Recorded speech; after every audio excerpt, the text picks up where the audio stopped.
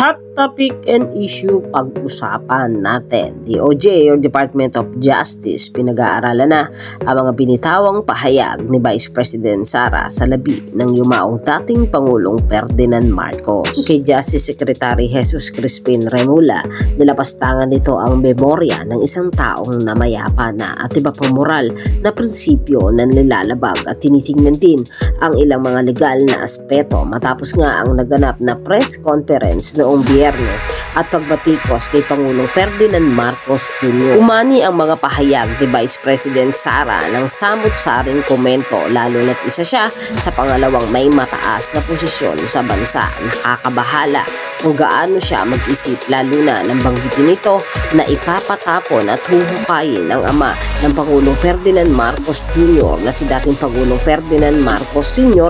at ipapatapon ito sa West Philippine Sea. Ang kanyang pahayag na ito ay umani ng samut-saring batikos mula sa mga mambabatas na kung saan tinawag ni House Assistant Majority Leader Sia Alonto Adiong aniya ang pahayag ni Vice President patungkol kay Marcos Sr. ay isang tahasang pagkilos ng paglapastangan. Yan ang mga hot topic and issue dito lamang sa Tambalang JK.